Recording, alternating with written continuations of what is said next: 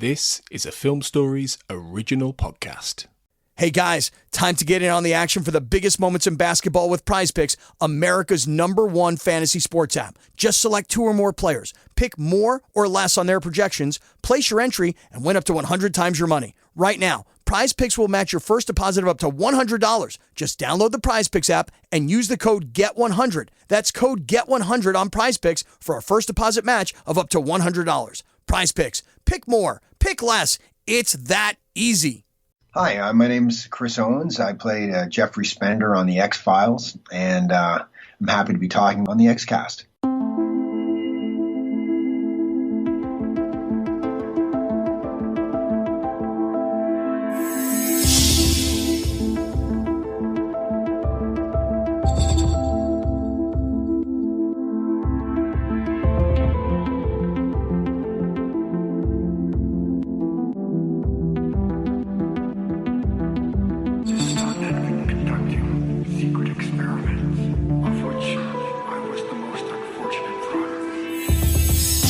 Hello and welcome to the X-Cast. I'm your guest host Darren Mooney for a very special episode taking a look at Monsters of the Week, the new X-Files critical history by Zack Handlen and Todd Werff, exploring the history of the show and sort of walking through episode by episode reviews of each of the 11 seasons and 2 feature films. And I'm thrilled to be joined to discuss this by the authors Zack and Todd. How are you guys? Good. I'm quite well. Perfect. So, just before we sort of jump into talking about the book, because I'm a huge fan, I suspect many of our listeners will also be huge fans of your work on the X-Files. You guys wrote at the AV Club, covering most of the show's run, and then this sort of book is sort of like collects many of these reviews and expands upon them and includes elaborations, and along with interviews and a variety of other sort of commentary on there. But before we jump in and talk about that, what we normally do when we have guests on the show for the first time is we ask them 5 questions about their experience of the X-Files and sort of to get a sense of their sort of read on the show and their sort of, attitudes towards the show and their opinions on the show. And because your work is so kind of personal and so tied up in all that stuff, I thought it might be interesting to ask you guys those 5 questions. So if we're ready to go, I might start. Yeah, sure. Let's do it. Okay. Perfect. All right, let's jump on in there. Okay, so let's start with Zack then. And what I'll do is I'll ask each of the questions. I'll get Zack's answer and then Todd's answer as well. So the first question is, when did you discover the X-Files? So Zack, when did you discover the X-Files? Well, I was there for the very start. I forget exactly. Oh gosh, I should have looked that up beforehand. I forget exactly what age I was, but I would have been in high school. And I watched the first episode with my dad and my sister. It was on a Friday night. And it was kind of rare for us as a family to sit down and watch TV like that, especially on a Friday evening. But we all just sort of got into it. It's the sort of show where I can't specifically remember watching it and just like having a moment where it's like I just sat up and go, wow. But I do remember liking it from the start, and we just sort of became like a family routine in our house. My mom never got into it because she was never really into like the sci-fi or creepy stuff. But I think we watched together. We must have watched the first 2 or 3 seasons, and I even remember watching one of the season finales at a friend's house because it was like kind of everybody I knew was sort of into it for at least for a while. That's pretty incredible. And that was just for the first couple of seasons, and then after that, did you watch by yourself, or did you was it like you left home and continued watching? Did it remain a sort of a family thing after that point?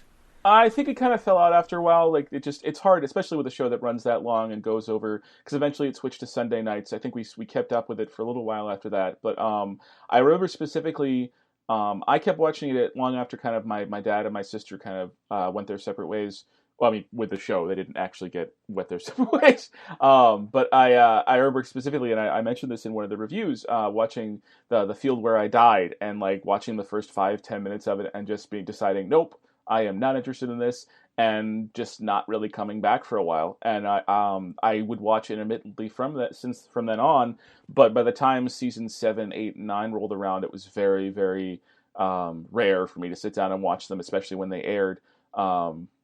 which is one of the reasons it was so cool to go through and watch the review these for the AV Club when with Todd and I, because it gave me an excuse to go back and actually finally watch some of the stuff that I'd missed, and some of it realizing that I was probably good to have not watched it, and some of it actually like really appreciating it and kind of falling back in love with the show.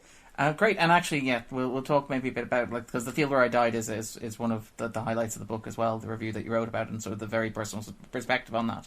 But Todd, what about yourself? What about your experience? Were you a fan from the beginning? I was not. So I grew up in an area where we didn't get the Fox television network at all. So like to watch stuff on Fox, I had to use our satellite dish to like pull in a signal from Denver, basically. So like I had to really want to watch something to watch it. So X-Files was not on my radar at all when it debuted. When I was in, I want to say the 8th grade, this was around season 2, season 3, somewhere in there. This girl I knew and had a bit of a crush on was like, you need to watch this show, The X-Files. It's the best show on TV, hands down. And I was like, oh, okay. And then around this point was also when I was getting into The Simpsons. So I was like much better at pulling in the signal for the Fox network. So the first episode I watched was the Calusari, which is not like one of their greatest episodes. It's perfectly fine. I reviewed it in the book and thought it was, thoroughly adequate. I watched that and was like, this is interesting. And then I kind of watched off and on over the course of however long it was into season 3. And at that point I saw, at that point, I saw Jose Chung's From Outer Space, and that was the episode that made me a huge fan of the show, and it's still one of the best TV episodes I've ever seen. And like I always joke when I see Katie was her name. I always joke when I see her that she sort of gave me a career, and she did, because thinking about the X-Files was what started me thinking about television beyond just like a thing I turned on and looked at. That's kind of interesting. I mean, I don't want to sort of jump ahead too much, because one of the great things about reading the reviews, and particularly in the book as well, is you guys talk about the X-Files and watching the X-Files as a process of like learning how television was made. I don't know if it's Todd or Zack, one of you observed that like the X-Files was the first time that you learned to look at the writer credit on a show as well. Yeah, I think that was me. I think I got it from the book itself. But yeah, I was obsessed with certain writers, and like when I saw it was a Vince Gilligan episode, I like paid more attention. And like that like manifested in weird ways too, where I like didn't like certain writers, and now I think they're perfectly fine. But like back in the late 90s, I was very against like John Scheiben. And like he's a perfectly fine writer, but back then I was like, well, he's not Vince Gilligan, so. It's a very high standard to hold any television writer to if you're not Vince Gilligan. Exactly. Yeah. All right, I think this sort of like dovetails into the second question, the 5 questions, which is, what is your favorite episode? Now, Todd, I think you may already have answered this, but we'll kind of come back around to that. But Zack, if you had to pick one episode of the show that's your favorite, what would it be? It'd be Clyde Bruckman's Clyde Bruckman's Final Repose. I got the title right? It's not Last Repose, right? Is it final? It's final. It is final. Yeah, I'm so sorry. No, I've answered that. I've said that multiple times. It's if like I'm pretty sure that I was into the show before that episode aired, but I just remember being kind of stunned, like that way you get sometimes when you read a really good book or see a good movie, or when you watch. I think it's different with TV if it's a show that you've been watching for a while, because it blindsides you in a different way. Like you've come to expect certain things from the show, like, okay, I love these characters and I'm going to be scared. And to watch something like this, which was at once entirely in the X-Files universe and yet also had this different perspective on things, and just sort of something so fundamentally bleak and yet somehow humane and just sad and funny. And Peter Boyle's performance in it is marvelous. It's one of the best guest turns the show ever had. And just that experience, it just sort of stuck with me. I was very fortunate to get to review that episode when we were covering them, and that was one of the ones that I was very keen on getting to write about. And I had to rewrite the review a little bit because I don't think the first one lived up to it. But it was one of those episodes that I loved so much that I could never really write a review. It almost feels like I would instead of a review, I would just say, just go watch it. And yeah, there's nothing I can say after that episode ends. But yeah, that was the first one that I remember really just sort of being kind of astonished by, and just realizing how much potential and how much room the show had to go in different directions, and how many different things it could explore. So yeah. That's a pretty good pick. Todd, what about yourself? What would be your own favorite? I mean, I have to come back to Jose Chung's, but one of the arguments I make in the book is that I think it is a fantastic episode of television. I'm not sure it's a fantastic episode of the X-Files. I sort of argue for it as an appendix to the rest of the show. Like if you were reading it as a book, this would be the first appendix where you got into all this like weird lore and minutia and stuff like that. But I love it. I think it's brilliant. I'm interested in the way that my opinions on its sort of its central idea have changed over the years, and I'm interested in how elastic it is in that regard. I was sort of talking about this with Darren Morgan, who's one of the people interviewed for the book, and he was like, in the 90s, the idea that this whatever happened during the alien abduction, if indeed it happened, was just written off as date rape, was just like nobody really commented on it. And now there's like this whole conversation around it. And if you look at that episode, one of the things that makes it stand up is that like there's sort of this cruelty at the heart of it, that everybody believes it's more likely that this girl was abducted by aliens than that she was raped by a boy they all think is a nice guy, and that has weirdly like stood up through the years. And I think that's part of the genius of that episode. But if I'm just picking I always feel the need to like pick a scary episode too. And if I'm doing that, I'm probably picking Home from the 4th season, which just really reminded me of kind of the place I grew up with all these like weird foreboding places. With all of these like weird foreboding places that people lived in and like rarely came out and had signs that said trespassers will be shot on sight and things like that. So I love Home too, and I would put that at or near the top of my list. All right. If you had to pick a favorite season, Zack, which one would you pick? I think Todd's answer is going to be better at this than mine, just because I have a hard time thinking of the show in those terms. It sort of blurs together. But looking at the list, I would have to say it would probably be either season 3 or 4, because that felt like the time when the show was strongest, both in terms of its mythology episodes and its Monster of the Week episodes. And I think even though Bruckman is in season 3, I think I have to give the edge to season 4, just because it has that brutal mix of like. Let me just double check to make sure I'm getting this right. But that's the Scully's cancer season. Yes, Memento Mori and stuff like that. Yeah, and I love Never Again. It's one of my favorite episodes about their relationship. It has Paper Hearts. It has just so much good stuff in it, and Small Potatoes, and the field where I died, and Home. It feels very much like the show at its best was able to mix those, like, just sort of it managed to mix the intensity and forward momentum of the mythology episodes with really tight, cohesive Monster of the Week pieces. And not every Monster of the Week piece in that is great. Like, there are a couple of them that I didn't entirely love, but overall, I think that's probably... It's a little arbitrary. If you ask me another year, I'll probably give you a different answer, but season 4 sticks out in my head. Yeah, that is the quest. That's always the challenge when you're asked to pick your favorite season. Are you judging the season as a whole or as a collection of episodes? And it's kind of almost harder to do now, I think, when you look at TV as sort of like a novelistic form. But what about yourself, Todd? What would be your favorite? I always pick season 3. I will say that writing the book gave me a greater appreciation for season 4, which has always been like my second or third, but at times I would be like, yeah, well, this didn't quite work. Like, I think the Tunguska Terma 2-parter kind of shows the mythology running out of steam, et cetera, et cetera. But rewatching it for the book, I found a lot in there to like really love.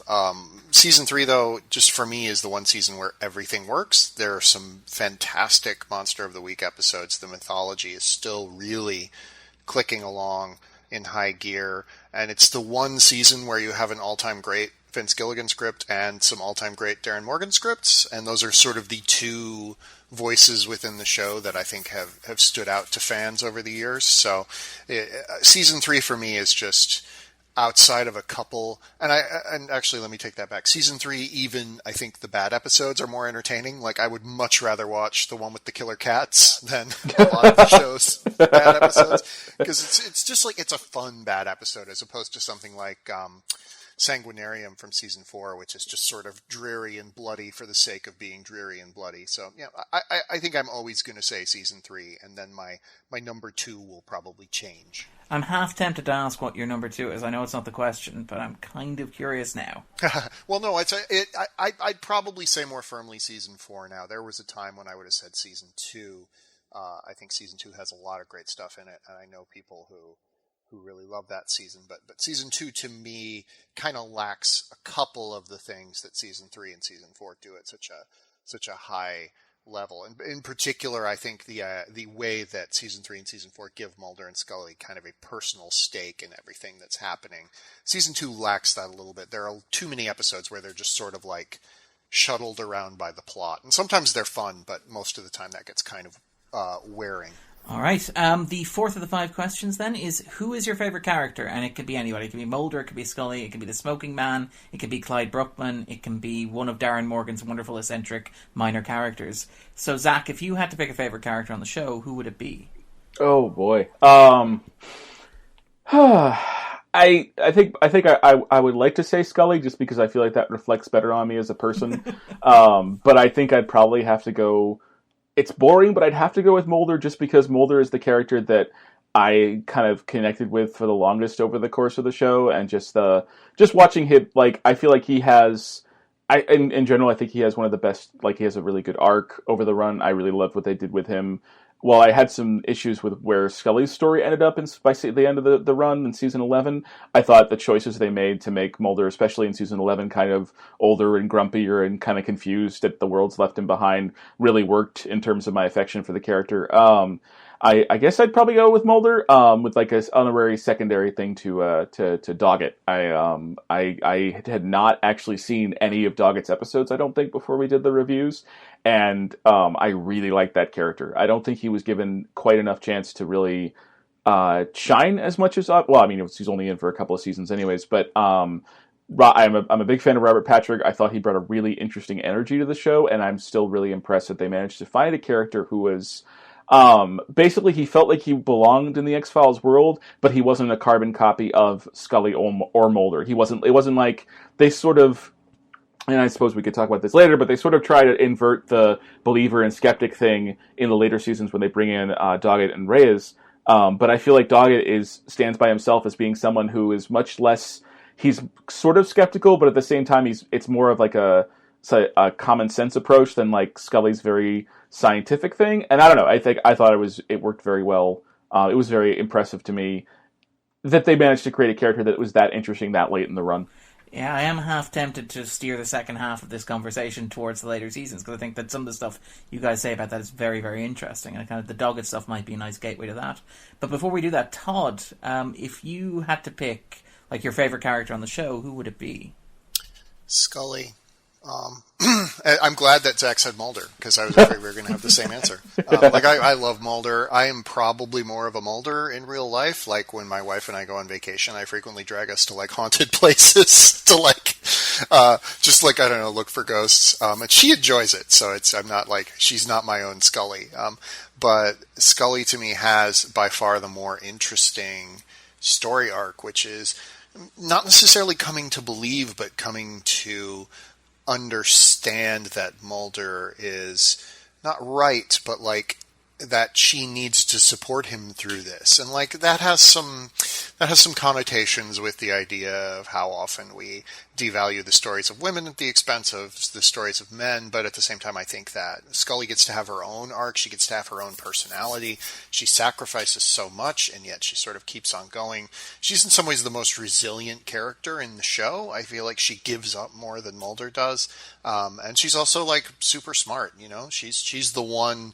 I think the show, Frank Spotnitz talks about this a little bit in the book, but the show only works if the answers Scully gives for what happens are completely plausible, completely understandable, and in some ways more rational than Mulder's. And the show, needs the monsters to be real most of the time for the horror to work, but you also need Scully to be, presenting an answer that also makes sense. And I think that in many ways marks her as, she's a character defined by frustration in some ways, and I find that really interesting, fascinating way to go. And I think that really only happens because the show ran 11 seasons. Like, if it had run 5, I don't know that she would have been as marked by that. And I agree with Zack that the show sort of forgot how to write her from roughly William's birth on, but Gillian Anderson was still fantastic in the 3 remaining seasons.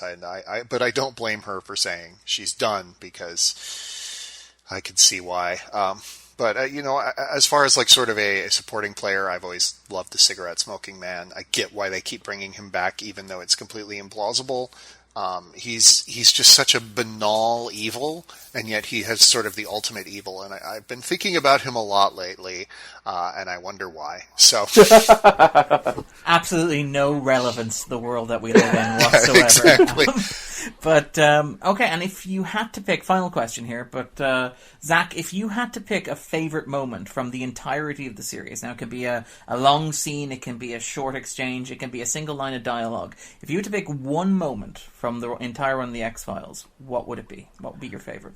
I have a moment in mind, but I want to give it a caveat saying that this is almost certainly the wrong moment, if that makes sense. There are no wrong answers. Well, there are no wrong answers. In the sense that ideally I would want a moment that was pure Mulder and Scully that captured all the show's ability to be scary and funny and sad at the same time, and really just because their relationship is the foundation of the show. But the moment that came to mind when you initially posed that question is one that's actually just Mulder. I mean, Scully's involved tangentially, and it's something that happens very early on in the series in an episode that I don't particularly like. I don't know what number it is, but since season 1, the episode Conduit. 4, I think, yeah. Yeah, it's generally, it's kind of a dull episode. It's still it's very clearly the writers sort of trying to figure out how can we just keep this about alien abductions all the time. And they hadn't really expanded outward into monsters yet, which they would do soon. It feels very kind of loose and very sort of staid and slowly paced. A very different show than what the X-Files would eventually become. But at the very end of it, but it does a nice job of sort of reinforcing Mulder's relationship with his sister. And at the very end of the episode, while I don't know if the rest of the episode really earns that emotional attachment, the last scene is Scully listening to tapes of Mulder in like hypnotherapy.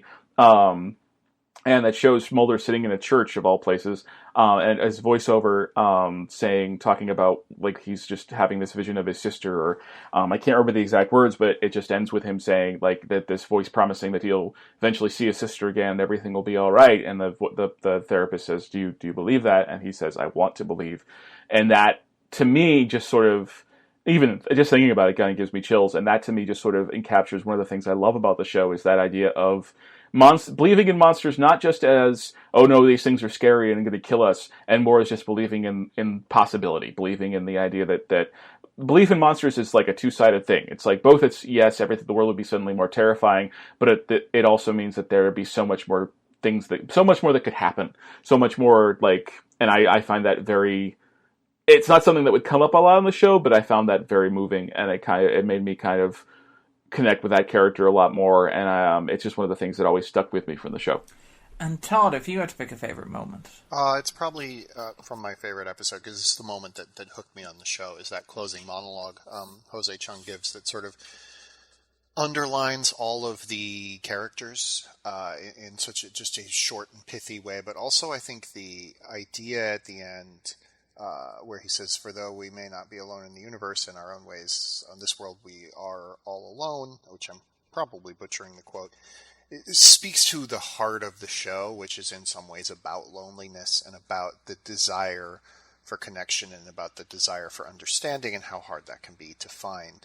And yeah, to me, that's just like the series in a nutshell, and it's a wonderful monologue, and I adore it. Cool. I was actually going to dovetail into talking about the history of the project and your guys' sort of work at the AV Club reviews. We might do that in a moment, but it feels like the kind of you guys picking your favorite moments, Zack picking his favorite moment from Conduit, and Todd from Jose Chung's From Outer Space. It feels like it kind of dovetails neatly into a question about what the X-Files was about for you guys, what the X-Files, why it held such an interest. Because you guys wrote about, well, together and separately, you guys have written about all 11 seasons and have produced a book on it. And that's a lot of commitment for, television reviewers, particularly television reviewers working at a remove from this as well. I know that you guys did it as part of the AV Club's classic TV coverage. But what is it that sort of drew you to the show and still presumably draws you to the show to the point where you would write and edit this book about it? Either of you, if either of you wants to jump in. Todd, you want to go first on this one? Sure. Gentle nudging. Or if either of you wants to step back, that's also a good option. No. Well, I will tell you that one of the main reasons I started reviewing it for the AV Club was I was getting paid to do it. Toward this, when I started out, it was freelancing, and just the more pieces I could rack up, the bigger my check would be. So, but I had always loved the X-Files, and we sort of had it laying dormant in the archives. Keith Phipps, the editor of the AV Club for many years, had started it. He turned it over to Zack. They had sort of canceled it because I think the readership was not as robust as they'd hoped it would be. They had originally done it sort of in the build-up to I Want to Believe, the second movie, and then the second movie was not the hit people sort of thought it might be. So the reviews were just sitting there, and then started getting more comments on them. We started getting people saying, "Oh, hey, do you want to revive the X-Files?" And I was like, "Okay, sure, I'd love to do that, and I'll get paid to do that." Although, for the amount of work we put into it, we were frequently reviewing, like, toward the start there, we were reviewing 3 episodes a week, plus doing, like, capsule reviews of Space Above and Beyond. Like, for the amount of work we put into it, it was probably not worth I think we got paid $50 a piece. Yeah, it was very low at that point. Yeah, I remember that. But it was a show I loved, and going back into it just made me, like, love it even more. And I think what continues to draw me to the show is twofold. It's sort of that sense of, now it's threefold, I guess I should say. It's that sense of loneliness. It's that sense of an old America that's being paved over by modernization, by the internet, by things like that. Like, the story of this show, as I think I read about in the home review in the book, the story of this show is Mulder and Scully come to a town. It has a little local legend. They expose the legend. Sometimes they capture it. Sometimes it escapes to haunt again. But, like, this is a show about little local urban legends getting, like, paved over by much larger forces of modernization and the federal government and all of this. And, like, that obviously had a certain context in the 90s. But what I watch it for now is, like, this nascent sense of where we've headed since then. This idea that, like, there's always somebody out there to get you, that there are these overweening forces. And the people who worked on the show, if you talk to them now, are, like, a little leery of that. And that goes from Chris Carter all the way down. Like, they obviously don't believe that, like, the government is hiding, like, alien technology or whatever, but they definitely have this fear of, like, did we create this world we live in now? And I think sort of Darren Morgan's answer to that question is, like, a lot of the conspiracies today are not based on anything. They're just sort of based on the idea that I don't like this group and I feel like they're doing bad things, so I'm going to make up bad things they're doing. And say what you will about the conspiracies in the X-Files, but, like, something like Roswell, there's a reason UFO people are so interested in that. So I think that's kind of a fascinating dichotomy to watch the show through that lens in 2018. And I think that's one of the reasons season 11, to me, is so much better than seasons 9 and 10. It has that really strong central idea of, did the X-Files accidentally make the world a worse place? And, like, it really wrestles with itself over that. Yeah, that was a huge tone of, I think, like, articles that were written. I believe you may also have written some of those articles, Todd, and I know Zack maybe covered it in the reviews at the AV Club as well. This argument, I think Ingu Kang did an excellent piece at Vulture about the idea of watching the X-Files through a modern lens and how sometimes that's very difficult. I know you guys would have obviously written these reviews, or written the reviews that maybe inspired you and provide the basis of some of the reviews in the book, like roundabout, as you pointed out, like 2008, 2009 into 2012. And obviously going back to write them for the book in the context of, like, 2016, 2017, 2018. What was that like? Were you looking at the show in a different light after that? I'm trying to think if we sold the book before or after the 2016 election. I think it was slightly after. And that, like, colored a lot of everything that the show did in seasons 10 and 11. Not as much season 10, but it's certainly there. Especially in the mythology episodes, which are messy, but try to sort of, like, deal with the idea of Alex Jones and all of this, and not quite as well as they might, but they're at least grappling with it. And then, of course, it definitely influenced season 11. So that's the thing about this show, and the thing that marks it to me as a great television show is its meaning shifts with the times, and it's comfortably elastic enough to do that. Like, I think the piece you're referring to that Ingu wrote was that sort of about Scully as a feminist landmark in the 90s, and now she feels a little bit less like that, and how that's happened and how that's changed and how the show has written her, and yet it can still sort of stand up to both readings, and I find that fascinating. There are not a lot of TV shows that escape their era in the way that the X-Files has, and I honestly, if we'd been talking about this 10 years ago, I would say it was sort of consigned to that era, but events have conspired to make me realize how much is within that show that continues to speak to us right now. To my mind, that puts it on the level of something like a Twin Peaks or a Sopranos or something like that, where there's enough in it that it continues to reveal new sides of itself, through time. There are actually reviews in the book as well. I'm thinking of Shadows, which is a first season piece that you guys would have written from scratch for the book. And you touch on how some of the dynamics that were in play in the 90s you wouldn't have thought much of, but I think in the present day, the idea of this ghost of an authority figure haunting a young woman who he's taken a shine to becomes a lot more sinister in context. It's kind of fascinating how the show continues to give in that regard, I think. Yeah, and that's a thing that we went back and forth with. Both of the editors we worked with on this project were women. Zack and I, you can tell from hearing us. That was interesting because the two things about the show that I think in this age people are more sensitive to are sort of its depiction of race, which was always very well-meaning, but also always very clearly written by white guys in sitting in a room, and its depiction of kind of you'd say gender politics issues, things like sexual assault, rape, stuff like that, which was often used as mere plot fodder, sometimes in ways that were really compelling and interesting, and sometimes in ways that were not. And I think one of the big reasons that the longest review I wrote for the book was Postmodern Prometheus is because I'm sort of wrestling with my love for that episode in light of the fact that it contains some really disturbing elements that a lot of people don't feel the episode thoroughly interrogates. I kind of do, and I won't get into it because that would be a 15-minute monologue. But to me, yes, it's certainly something worth grappling with, and I kind of like that about the show. But I know that Zack had some reviews where he had that happen as well, maybe around different issues. So I'll throw it to him. Oh yeah, I had there was one in particular.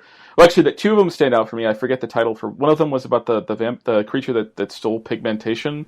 Teleco. Yeah, that one. It wasn't. I didn't particularly like the episode even at the time that I was reviewing it, but it was one of those frustrating attempts where I sort of tried to wrestle with it. And I'll be honest, I'm always a little bit nervous about doing stuff like that. Not because I don't think it needs to be done or that it should definitely be addressed. I just am always unsure of my own ability to address it, and I'm always very worried about stepping on people or expressing myself in ways that turns out to be either misinterpreted or or just bad or just wrong because I don't really understand things because I grew up in a small town in Maine, and I am a cisgendered white male, so you don't know everything. Nobody does, but you know even less than you thought you used to. And that was one that I tried to deal with a little bit more. Again, I don't really think I got into it as much. Especially in an episode like that, which just isn't... I feel like if it had been a stronger episode, it might have been worth discussing a little bit more. But when an episode is weak for other reasons, it becomes much easier to sort of just say, yeah, this stuff is here, and it could have been used better, but it's just not a very good hour of television, so you just kind of have to move on. And the other big one that stood out for me, I think there might have been more. There's stuff here and there, stuff in season 11 with the horrible reveal that apparently the cigarette smoking man had impregnated Scully with science, alien science, which is just no. But the other one that really sticks out to me, especially in terms of working with an editor, was the episode Gender Bender, which just from the title alone raises certain warning flags. And I remember that was one of the first reviews of the show I ever wrote. I think it was either the second or third week after I took over for Keith. And I remember at the time really just enjoying it because it was one of the ones I remembered from when I was a kid and just thinking it kind of captured the sort of weird vibe of the show and lots of neat, just eerie, cool stuff. And then when I revisited the review, I just sort of turned it down and sent it in as is. And then one of our editors, I think it was Ashley. What's Ashley's last name? Do you remember? Ashley Alberts. Ashley Albert. She very smartly pointed out, this raises some stuff. You need to talk about this. And I really appreciate the fact that she did. We had both of our editors, Ashley Albert and Emma Roberts? Jacobs. Oh my God. I'm sorry. I'm terrible at names. It's not a matter of disrespect. It's a matter of me just having a Swiss cheese brain. Pushed us both in several occasions, and with that episode in particular, I don't. Again, it's not like I wasn't writing a thesis, because I am not neither qualified nor capable of writing a thesis on those subjects. But at the very least, I tried to point out that I still think it's a pretty strong episode, just in terms of structure and pacing. It's pretty engaging and weird, but it also, some of the things that it does are some of the things that sort of, to me, are kind of indicative of a lot of the show's sort of problems when it comes to issues like that, is that it's less consciously hurtful and more like people who didn't realize that they should have been taking these issues a little more seriously than they did, or which is something that's very possible and easy to do, but it is also very necessary to point out, because those are things that are typically kind of that happen on TV all the time in every sort of art. So yeah, that was something that we sort of tried to wrestle with a bit more. And I won't say it's the most. I'm not going to say it's perfect, but I think we just, at the very least, we did try to engage with those topics as with as open and respectful mind as we could in those contexts. And I think Zack brings up an interesting point, which is kind of in the editorial process, my editors were pushing back against the episode Bad Law, which involves the like Indian guy who can crawl up in people's butts. The butt genie. That's what he's called, I think, by fandom, the butt genie. And like there was sort of like, well, we need to deal with how this is racist and othering, and it is. But at the same time, the episode is so weird and stupid that I don't know that like you're going to come away from that being like drawing conclusions about Indian people or mystics or whatever from watching it. So like there is kind of like you have to control for the episode's ultimate thesis, the episode's ultimate message in a way. And granted, it's easy for me to say that as a white person, but like also I really hope nobody's drawing conclusions about Indian people from Bad Law, because like my God. But yeah, this actually sort of brings up an interesting sort of question, because I was wondering about like how you guys decided to write the book and how you went about writing it, because it's structured in a way that it includes you guys obviously did like a lot of interviews, a lot of background material on it.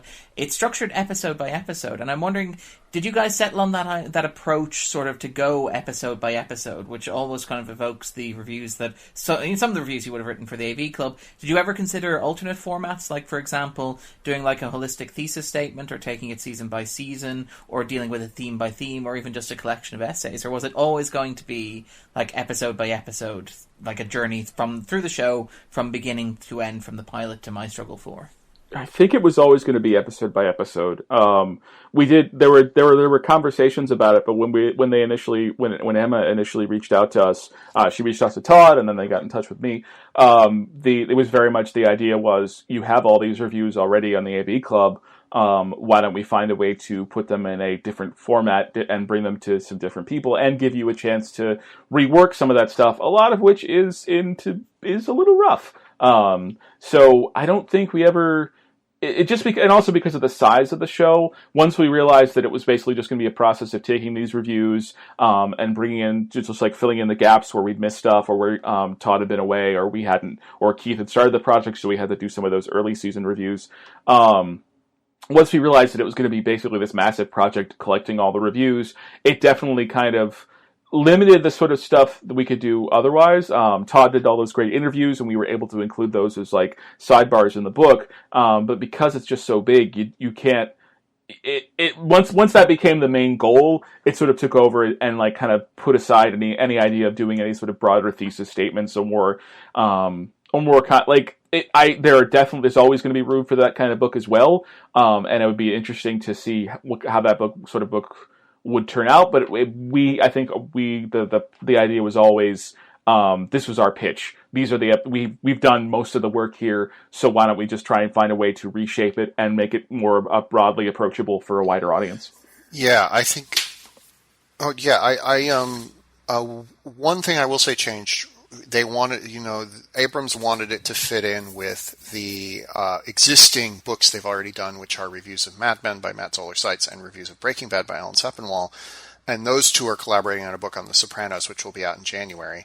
And like, one of the things, so they sort of wanted it to sit on a shelf with those.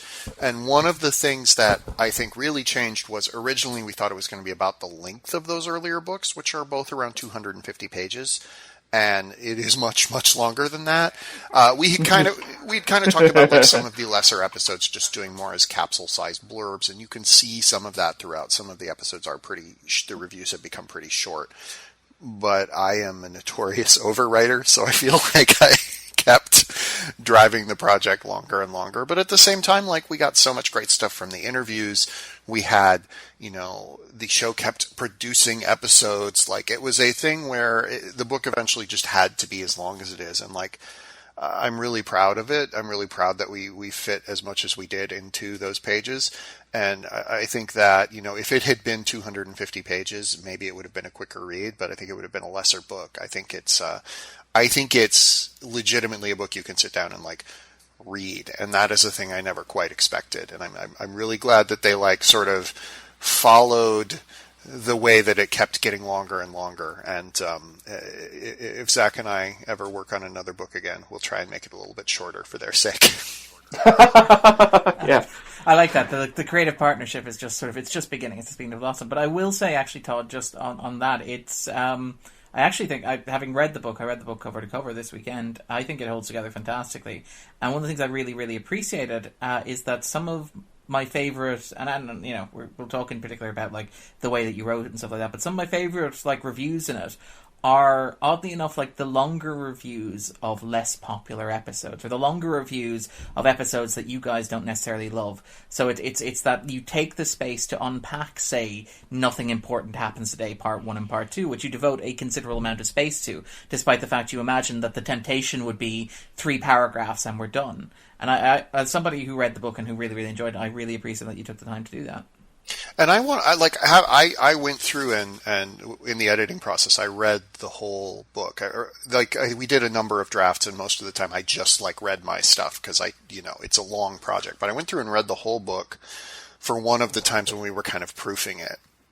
And I was amazed at how well it held together, not just like as a collection of reviews, but as the two of us advancing an argument about the show. And like, I'm sure Zack and I would disagree on certain particulars, but it really does feel like we have sort of talked about, like, we sort of have found a way to advance an argument about the show's importance in the TV canon that like really works when you read the book as a whole. That's actually a nice sort of jump into that, because I think it's in your introduction, Todd, you make this argument about like how we view television history, and in particular how we tend to have like particular landmarks in there. The 2 landmarks you mention are, I think, I Love Lucy from the 60s and The Sopranos, like, which obviously premiered in 1999 during the 7th season of The X-Files. And I think you sort of allude to the possibility that like there's a tendency to like view sort of like a hard and fast view of television history, which doesn't necessarily take into account the existence of like spectrums or shows that exist in long form in the way that they did during the 90s, and particularly The X-Files. And if you were making an argument for The X-Files as like as a piece of TV canon, how would you make that argument? I assume you do think that it belongs in the TV canon, but what is it about the show that sort of defines it, that makes it such an important piece of television history for you? For me, I think it's just, it stands kind of in the middle of all of these. If you want to look at TV history from a much higher point of view, it kind of stands in the middle of all these different movements. Like, you can point to it as, it's most easy to point to it as the child of Twin Peaks, but it's also the child of moonlighting. It's the child of 70s cop shows. It has a lot in common with its contemporary Law and Order, which I think is the only time you would ever say that sentence.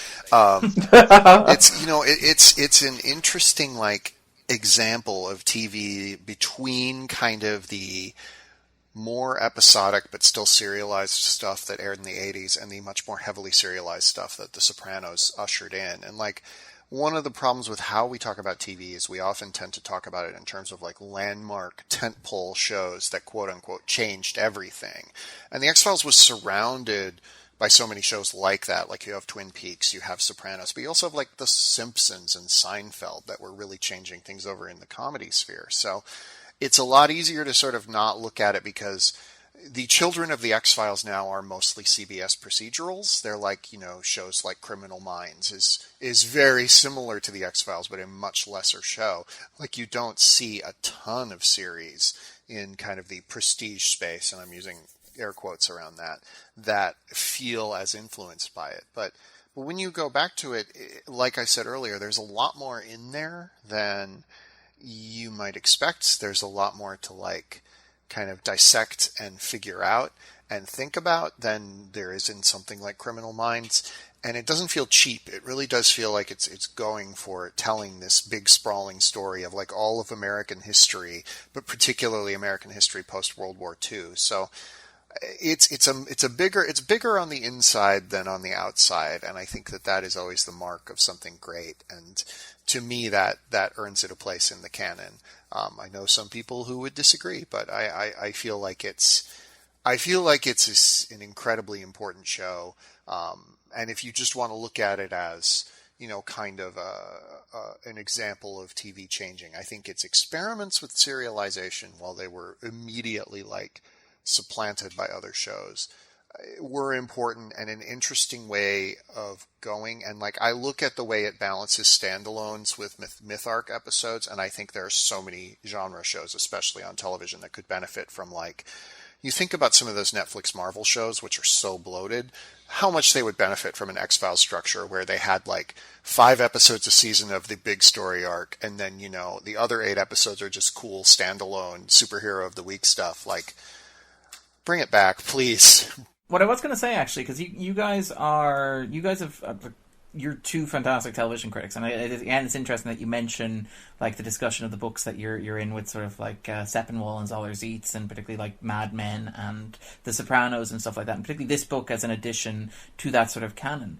Can I ask you guys, like, as television writers and television sort of critics, do you think that like television criticism has come on a long way, or has been sort of more accepted or more mainstreamed in recent years? I'm thinking particularly of, say, the Pulitzer that was won recently by Emily Nussbaum, for example. But in terms of like the discourse and the fact that we're talking about television shows in the way that we are now, do you think that's a sort of a sea change in the past decade or so?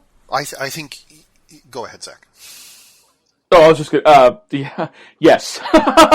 No, this is probably more Todd's ballywick than mine. But yeah, I mean, just in terms of the fact that I have a job, because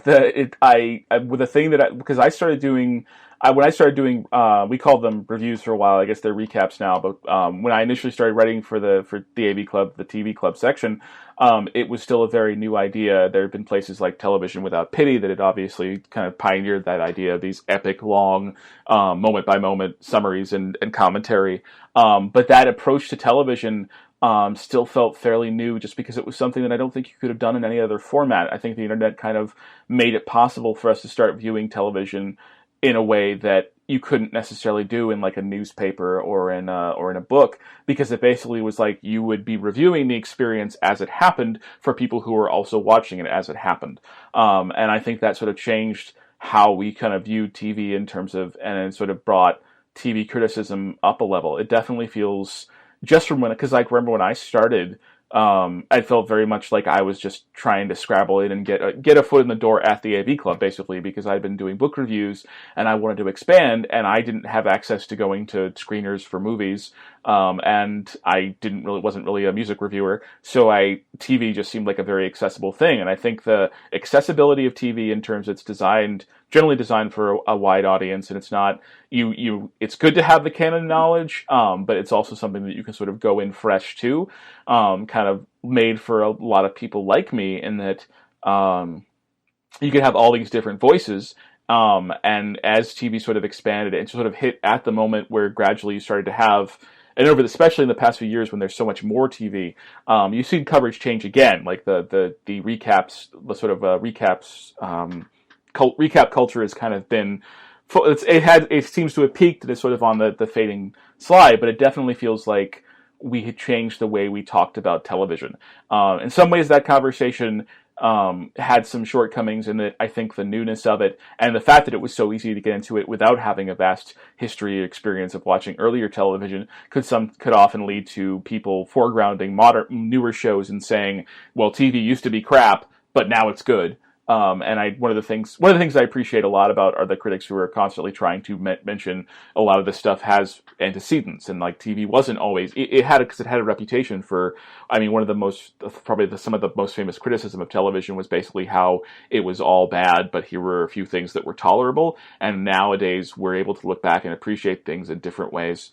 I'm kind of rambling, but I guess my point is I do think there's been a change, and it's been kind of fascinating.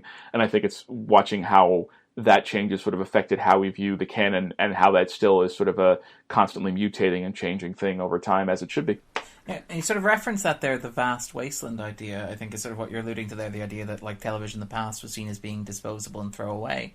I mean, we're talking about an X-Files book here, and you mentioned books about like The Sopranos and Mad Men and stuff like that. Is there a process of like reclamation in there in terms of like as television critics? And you mentioned like the establishing of a canon.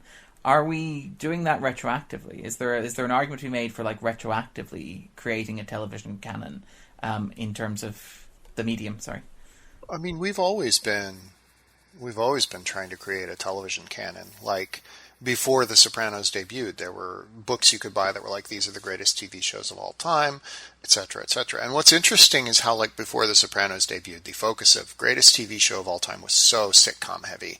Like, it was Mary Tyler Moore, it was I Love Lucy, it was Cheers, it was something like that. And those shows obviously are still in the conversation when people have that conversation about what is the best show ever made. But now it's so much more drama heavy, and increasingly it's more modern dramas, and I sort of get why that has happened, but I think we're also seeing a shift back to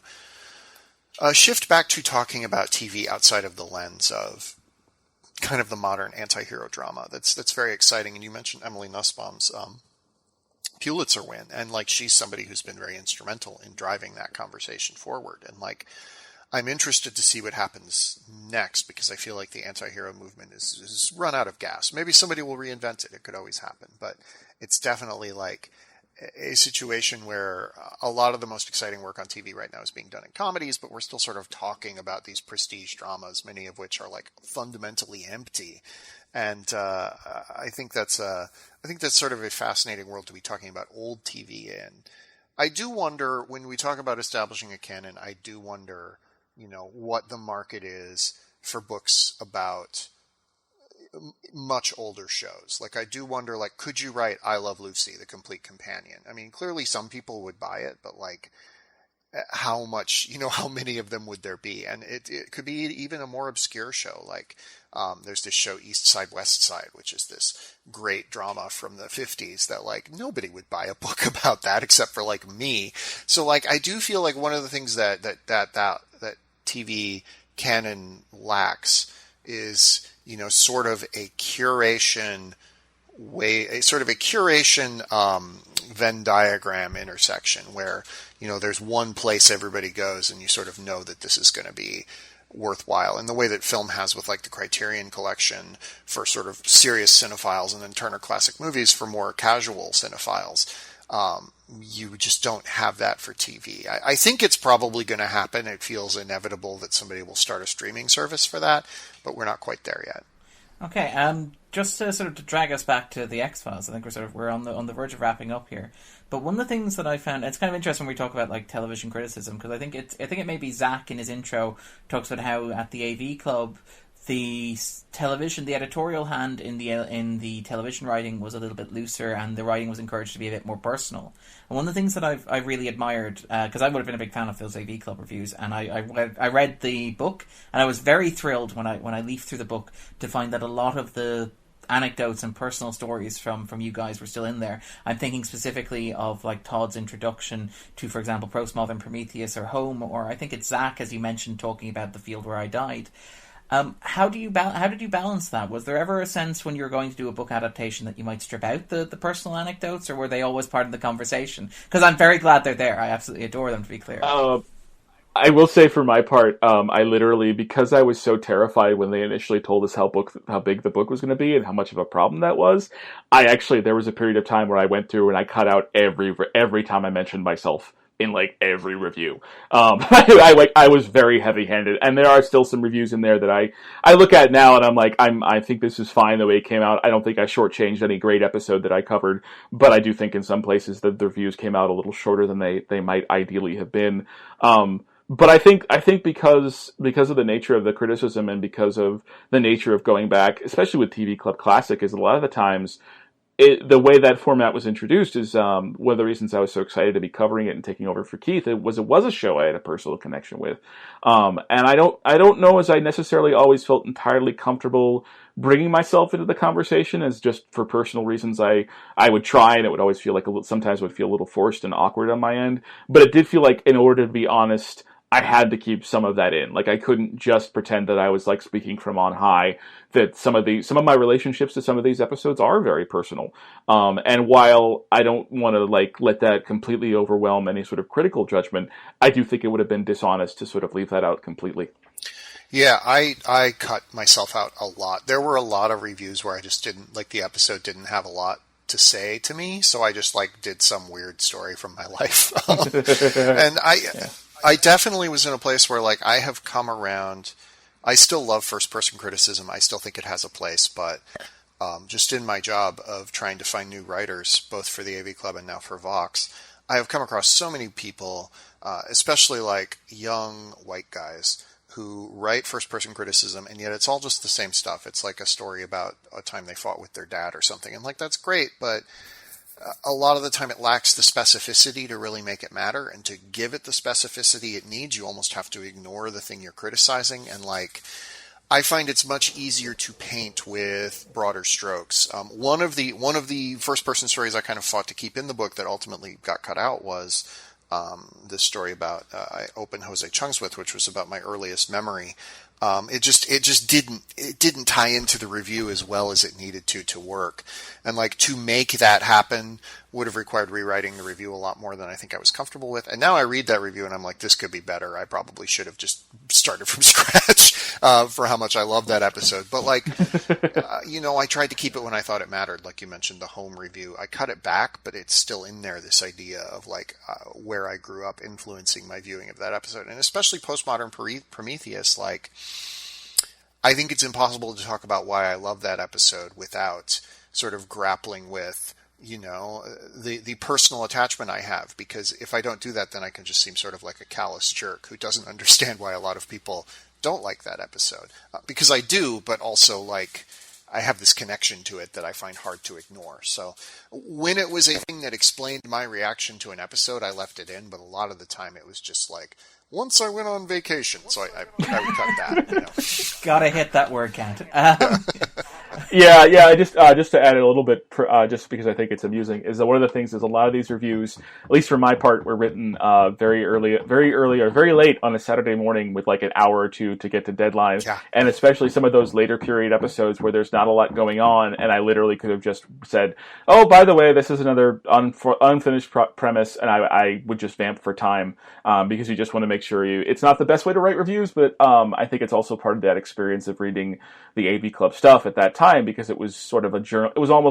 It was better formed than a journal of the experience would have been, but it also had that sort of feeling of that sort of raw feeling of you're coming into my head for a little bit, and this is what I'm thinking of at the time, so it sort of worked. But it was one of those things we definitely kept in mind while we were writing the book. And one of the things this is just a quick aside, like the most fateful thing that ever happened to me was when I came on board at the AV Club. Keith was like, we try not to go over 1,200 words, and I heard it as be under 1,200 words. So, like, the fact that now everything I write is at least 500 words too long is, like, it's all his fault. So. Just quickly, I was reading the book, and I had some sort of like questions about the process. And feel free to tell me this is like you guys work under your own mechanism, and you've got no interest in answering these questions. But I was kind of curious about how you guys divvied up the reviews. Now, I know obviously the stuff you wrote at the AV Club, you took a lot of the reviews that you wrote, then edited them down. But in terms of stuff like, for example, say the first season, where a lot of that was covered by Keith Phipps, how did you divvy up the episodes there, or the final seasons where Todd wasn't working working at the AV Club, so Zack had written all the reviews. How did you decide which ones Todd covered there? Did you sort of flip for them? Did you make a case for them? Or did it just happen naturally that your interest sort of lay with what you got? I know with season 10 and 11, I think season 10 I specifically, because I reviewed both of those entirely for the AV Club, and I know with season 10 there was like one of those reviews that I specifically wanted, my review, because I get to review that Darren Morgan episode that season, and I was like, I really liked how this turned out, so I would really like to keep that. Whereas the season 11, Todd said specifically he really wanted to write about the Darren Morgan episode. So my review still exists at the AV Club, but Todd's is the one in the book and it's very good. No, but I think I forget. Did we even divvy those up before the season even aired? Yeah, we did. We did. Sort of what happened was Zach had done the odds and I had done the evens in season 10, and I was like, this is just, if we just keep doing this, then, I'll get the other Darren Morgan episode, because we initially, when we had done the first 4 Darren Morgan episodes, it worked out that we each got 2 of them, so that kind of like ended up being a neat way to continue with that idea. But then Zack also got the one about the drones hunting Mulder and Scully, which I wish I had gotten to write about. So yes, I was very happy about that one. That was a great episode to write about. But I also got to write about this, which I think is a hugely underrated episode. I think it's a very good episode of the show. So it just sort of ended up being odds and evens. And I think in season one, it was like we just kind of pointed to certain episodes. In general, if it was like a mythology episode, I ended up writing about it more often than not, just because that was, I feel like I had stronger feelings about that. Yes, but that's very true. In season 1 and then the first half of season 2, it just kind of often ended up being that we took an even split, but it was like certain ones that we felt more passionate about or whatever. There was never like a lottery or a draft or anything like no that. No fisticuffs at dawn. Quick one though, just finally before we wrap up, because one of the interesting things, and it's a tension within the show, and you discuss it as a tension within the book itself, and the title of the book is Monster of the Week, which is a great title, and obviously everybody's familiar with like the connotations of what it means and stuff like that. One of the interesting things about the book is how you approach the mythology episodes. Sometimes you lump 2-parters together. So, for example, I'm thinking The Blessing Way and Paperclip, and I think you do Cosca and Terma together. And sometimes you do them separately, like Nicey and 731 I think you do separately, for example. And I was wondering, how do you guys... Well, first of all, what do you think of the split between the mythology and the Monster of the Week episodes? And second of all, was there a sort of a logic behind the mythology episodes that you treated as 2 one-parters as compared to like a 2-parter holistically? I think that the 2-parter thing was sort of an editorial push just to save space. And I think Todd was the one who kind of said, okay, I think we can do these as 2-parters. I think it was more when there was a mythology episode that was like an episode that really strongly stood out with its own identity. We tried to keep that on its own, but it was when it was ones like a 2-part that sort of pushed together. Either they were a little bit weaker, or else the story flowed along so well that it just made sense to put them together in a single review. We kind of clumped those together because some of those reviews were ones that we'd written separately, and then we had to sort of edit together into one big whole. And in terms of the Monsters of the Week mythology split, I do think, and Todd mentioned this earlier, I think it's one of the X-Files, kind of its most undersung, but one of its most important contributions to the way sort of TV serialization developed over time is that idea of, I think it was the actual structural concept of that split was pretty brilliant. It could sometimes lead to situations where you were wondering why Mulder and Scully weren't talking about the potential end of the world threat that was hovering over their shoulder while they chased down, a bog monster in New Orleans or something.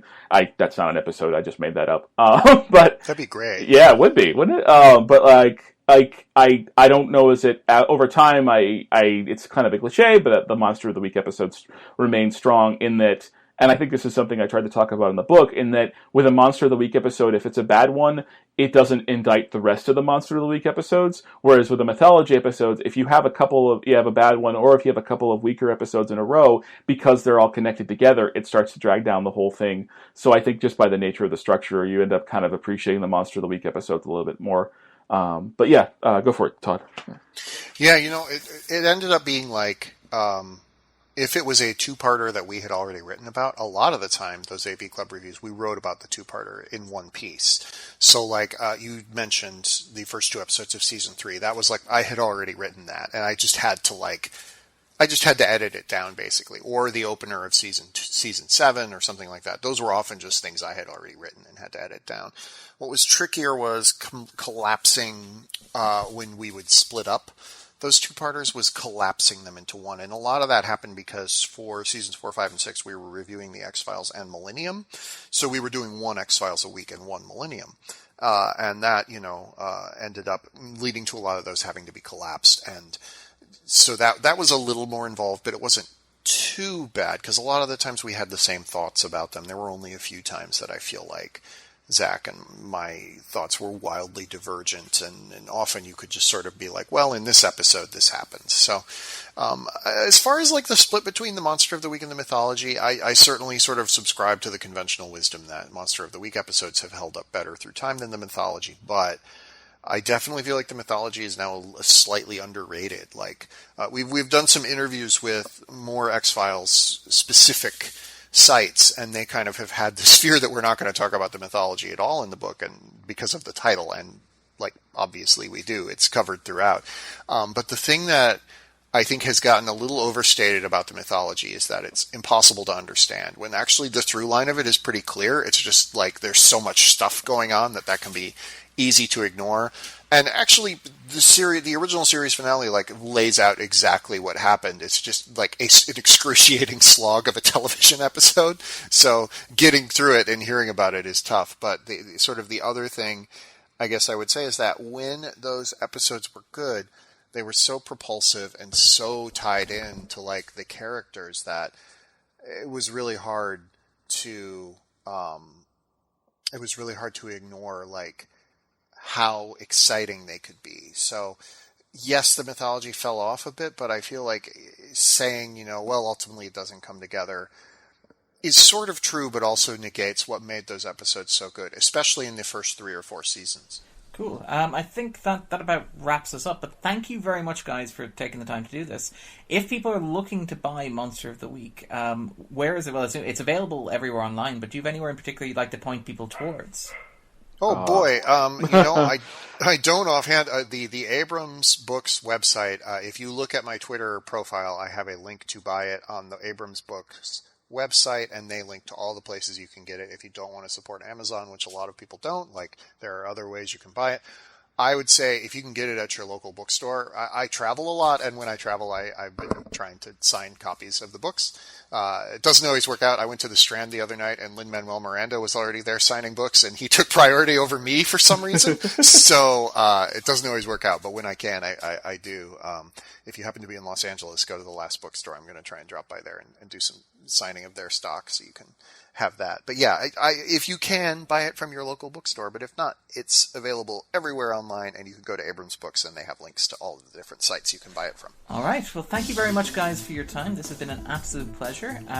Good luck with the book, as they say, I think, in Father Ted of all things. Take it easy. In the meantime, the Xcast will be back next week covering Talitha Kumi. Until then, trust no one. The Xcast, an X-Files podcast, is produced and presented by Tony Black, alongside a dedicated group of podcasters and X-Files fans. You can find us on Twitter at The Xcast, and on Facebook if you type in The Xcast, or at our group X-Files Basement, an Xcast podcast fan group, where you can continue the discussion about all things Mulder and Scully. If you want to support The Xcast further, you can now subscribe and become a patron of the show on Patreon. On Google, just type patreon.com/The Xcast. That's Patreon. You'll see all of our tiers, subscription options and perks, which include early access to episodes, bonus content such as commentaries on X-Files episodes, access to a patron chat zone, and even appearing on one of our patron roundtable discussions. We would appreciate any support you can give the show, so just go to patreon.com/The Xcast to find out more. Our title music is provided courtesy of Will A, who you can find on Twitter at IamWillAYE.